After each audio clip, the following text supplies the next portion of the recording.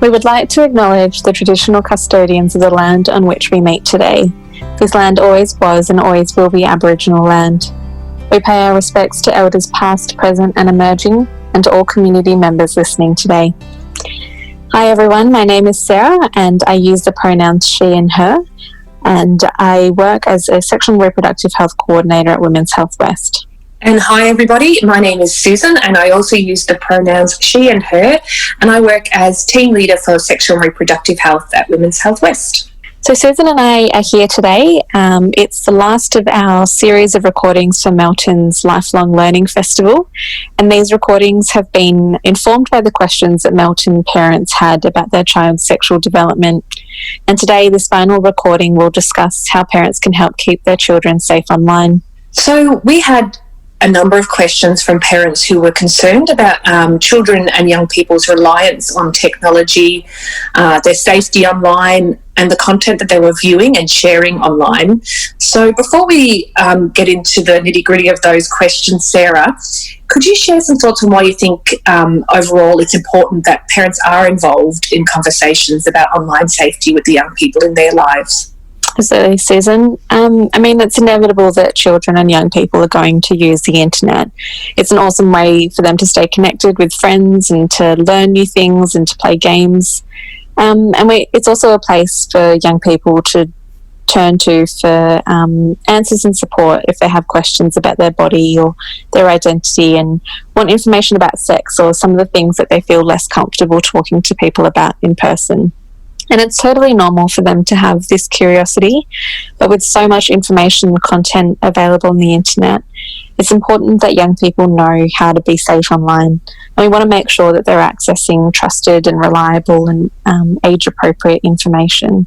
So if parents are providing spaces for their children to talk openly about sexuality, it's going to encourage young people to go to their parents as a trusted and first port of call for support and information. But we know that this isn't always going to be the case, and that's especially with sexual information. Young people are going to turn to the internet because there is lots of really great information out there, and it's an anonymous and comfortable place for young people to find out information. But we do need to make sure that young people develop the skills to source the good information that's out there, because there really are some amazing resources that exist.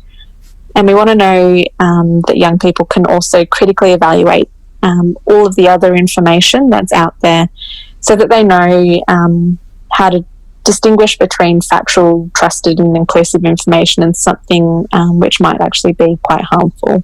The good news is that there are a variety of things that parents can do to help keep their children safe online, whether it be social media or chat rooms or interactive games or websites. By helping your child be better prepared online, it'll help them develop skills to feel safer and more comfortable and more confident when they are online. And we know that there is a risk that children and young people will come across content that makes them worried and uncomfortable, and sometimes they might not intentionally be coming across this. So it's important that children and young people are equipped with some level of skill to know what to do in situations like this. For example, if your child was messaging someone that they met online and the conversation turns inappropriate, we want to know that young people can recognise that there might be some danger here and that they know where and how to seek help and to remove themselves from the situation. And this is helpful information not just for your child, but it's really helpful for them to know this in case they have friends in similar situations. So COVID restrictions have seen everyone spending more time on technology, young people especially, because they're using technology to participate in learning for school, but it's also for entertainment and their downtime and to socialise with friends. We received quite a few queries from parents about how to keep technology a positive aspect of their child's life, including how much time they spend online and what they're doing. So Susan, I thought you might be able to share with us how parents might be able to approach the topic of keeping safe online with their children. Thanks, Sarah. With this, I think, like many things we've discussed in this series of podcasts, I think sort of general ongoing conversations about this topic are probably more useful than one big sit down. I think being open about talking about the online space and social media, the way that, it can be a remarkably helpful space for young people and for everybody, especially during COVID restrictions. It's been really valuable for young people to have that opportunity to connect with each other and with information. But I think it's also important that adults talk to young people about the trickiness of online spaces and the things that they should be aware of. So I think in having those conversations, rather than having conversations that make it look like you're trying to restrict their activity or make them feel afraid of online spaces or that they're doing something wrong in being interested in online spaces, I think it's just good to be very transparent about these spaces are great, can be great, but they're tricky and there's things we all need to be aware of. It's really important that young people see you as a trusted person to talk about what's happening for them online and things they see online or read online, or how to even get good information online. So you really want to be that trusted guide in young people's lives. I often think it's helpful sometimes to frame questions and conversations with young people about how they would support their friends if they were having difficulty online. So instead of asking them about themselves or asking them to share details about what's going on for them, you can start more softly by talking about how their friends are going online and what difficulties friends might be encountering online and what kind of advice they give to their friends about staying safe online.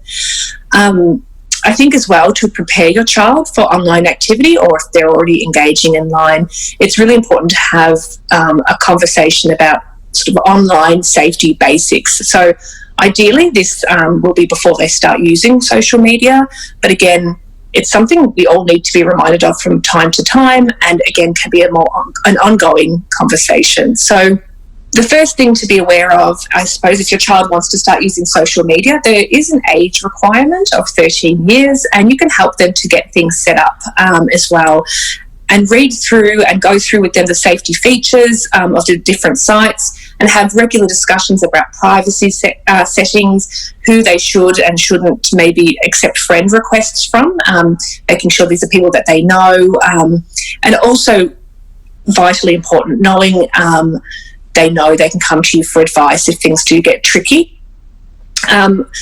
With young people and all of us, I think, those expectations about the amount of time that's healthy to spend online are useful. I think we all struggle with that. Again, especially during COVID, we've been all spending a lot more time online. But I think that balance is always really important, and to be checking in about how much time people are spending online as opposed to in real life connection. There's also conversations to be had about appropriate apps and websites. I think what's really important is looking at, particularly apps can require quite a lot of information from people who download them on their phones. They can access different kinds of data, and it's really good for young people to get used to having a critical view of what's appropriate to share and what's private. So I would recommend those conversations, again, in an ongoing manner. Again, some other safety basics, around not sharing too much personal information online, where they live and where they go to school, for example. Checking themselves in at locations consistently, all of those sorts of things, just to be aware, is that necessary, is that safe, and having conversations about that as well in an ongoing way. I think something else that young people also need to learn is how to ensure they're being respectful of other people online, and being careful of who they talk to and how they talk about others, because it can be, we know that cyberbullying and online spaces can have detrimental impacts on young people's mental health. So we need to make sure that the young people that we have influence over are being respectful and kind to other people online. As I said before, always encourage young people to turn to you when they have concerns. I think the last thing any parent would like to happen is a young person hiding activity that they're worried about or that could be unsafe. So you need to really be open to those conversations and letting young people know that they're welcome to come to you and that they won't be in trouble. as they get older, it gets harder to control what's happening, and certainly teenagers don't enjoy feeling monitored by their parents, and they do have a right to some privacy as well. But what we do need to make sure is that they can come to us if things get tricky or scary, and that they have the skills and ability to keep as safe online as possible.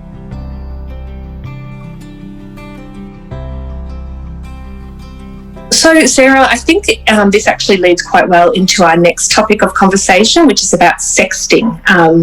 So parents raise quite a lot of concerns about young people in their lives sending sexualized images online, or viewing these or sharing these with other people in their lives. So this is a common behaviour amongst teenagers, but what can parents do to keep young people safe when it comes to sexting and relationships in the online space?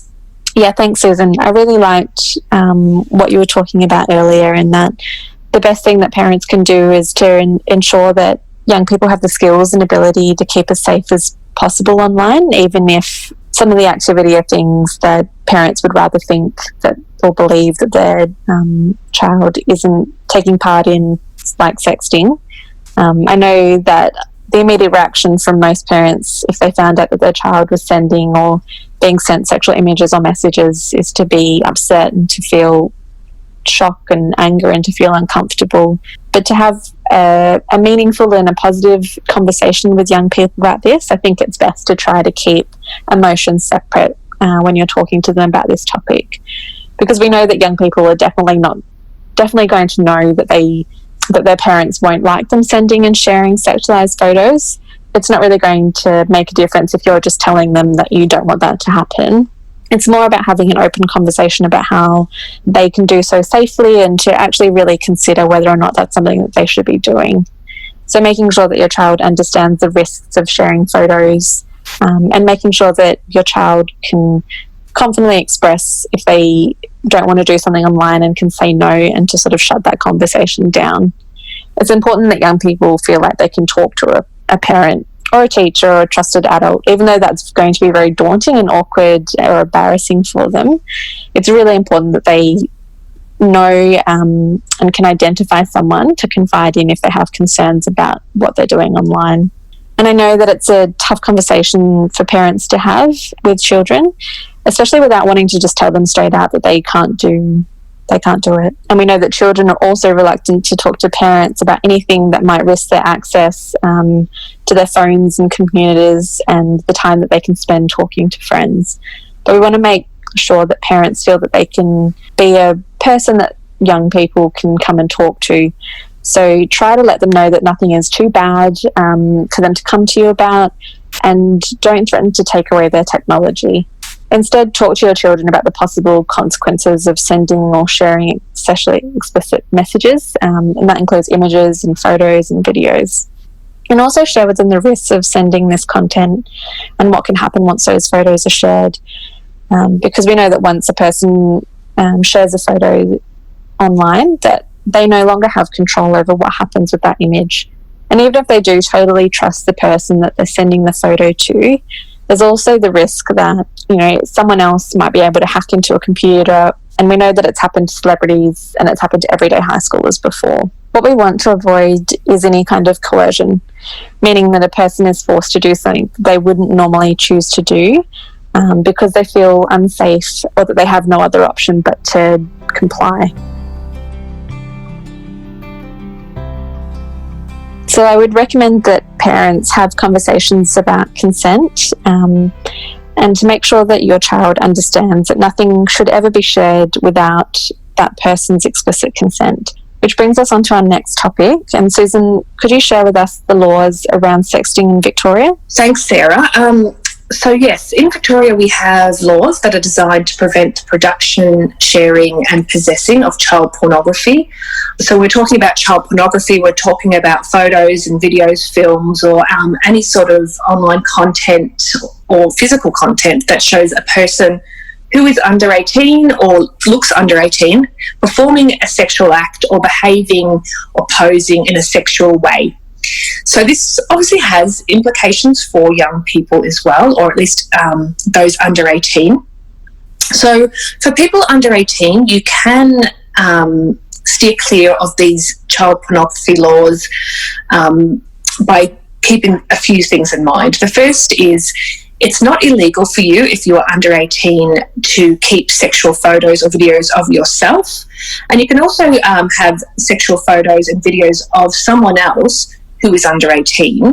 However, it's important that whoever is in the video or the photo is no more than 2 years younger than you. The video, photo, or whatever can also not show any other crime being committed against a person.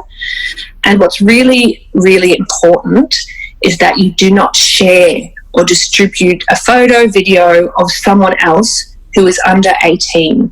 And that's true even if they give consent for you to. If they say you're allowed to share it, you still cannot share that image if it contains somebody under 18 in it. And certainly you cannot threaten to share those images either, and that would be considered a crime. So there are things that people under 18 can do to protect themselves from falling on the wrong side of these child pornography laws. Thank you, Susan. Another concern which was raised amongst parents in Melton, and I know it's a concern amongst parents in a much broader sense, was the exposure of children and young people to porn.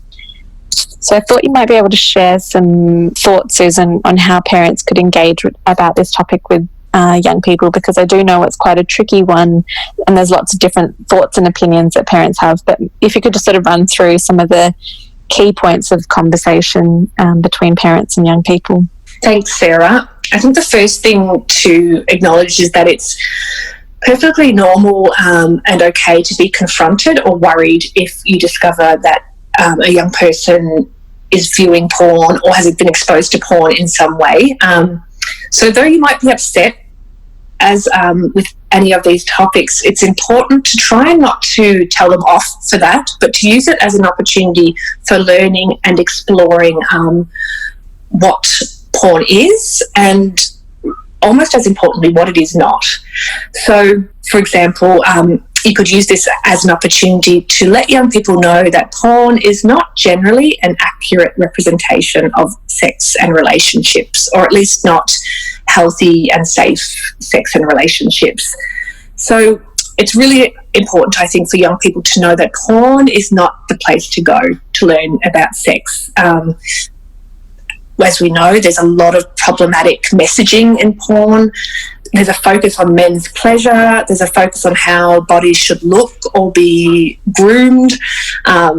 There's also depictions that about how bodies should behave or respond to pleasure that aren't necessarily realistic. And it can also portray violent or degrading or coercive language and behaviour. So for many reasons, it's just not where young people should be going to seek any sort of education about sex. But unfortunately, we know that many young people do learn about sex through pornography. And young people can see pornography by accident. It can pop up for them. They might see something that someone else has shared, or they might be looking up things because they're curious. So you can use parental supervision tabs on home computers and things like that. But I think the main thing is it's going to be quite difficult to completely eliminate any exposure to pornography for young people in this day and age. And so really it's the best thing you can do here is actually to speak to young people about pornography and how to critically evaluate what they're seeing and how to process that. And as I said, how it's not necessarily realistic or safe or respectful form of sexual expression. Another reason why pornography is not a great place for young people to learn about sex and safe sex practices or respectful relationships is because you actually don't see a lot of the characteristics that that sort of represent equal and respectful and safe relationships and sex. So you don't tend to see conversations about consent happening at any point, let alone throughout the sexual encounter. And you don't tend to see safe sex practices or use of contraception, which again is something that young people do need to learn about. So as I've said, for a myriad of reasons, it actually is not a great place to learn. But they can learn from you, and they can learn from you how to process what they've seen. So you can ask them what they already know about pornography. You might be surprised. They, as I said, they will have seen potentially things shared by peers. They have older siblings. They will see stuff in the media. There's content everywhere that will that young people will see. So just as always, ensure that they know that you're there to support them and that you can talk to them and help them if they've seen something that they don't understand or that has upset them. I think what's really important is if a young person comes to you because they've seen something in pornography that they found was concerning or troubling or they didn't understand or they're upset about, this is actually a good sign. What this means is they've seen something that to them didn't represent the way sex or relationships should look, and they want to know why, and they want to know more about that. So it's actually a sign that they are understanding that something is a bit off in what they're seeing. It can be upsetting to see those things, but you can help them to work through it and help them to understand what it was that upset them about it and why. Yeah, maybe that wasn't a great representation, or maybe that person wasn't being treated well by their partner. It's a great opportunity to have conversations that will enable them to critically interpret what they're seeing and to process it and to understand that porn is not necessarily what their sex life is going to look like. Awesome. Thank you, Susan. Made some really great points there. And I think I might just add that whilst we do share with young people some of the harms that porn can have on their understanding of relationships and sex, we also need to make sure that parents are having conversations with them about how to have healthy relationships and what healthy relationships look like and what the positive and realistic body expectations are about appearance and when they're having sex and what pleasure can look like and who can sort of provide pleasure for them. Like, I think in sex it's always represented in a way that people will seek pleasure from someone else, but it's also important to talk about pleasure being something that young people can provide themselves. So yeah, I would just say don't just tell young people to not watch porn as an education or like a way to learn what sex is. Make sure that it's also part of a wider and ongoing conversation about healthy sexuality development. Okay, so we are at the end of this recording, and I was hoping that, Susan, each of us could just close with a statement about why parents should have conversations with young people about keeping safe online. Thanks, Sarah. I think it's helpful to think about the online space or social media as just a new social realm that the young people in your life are entering into.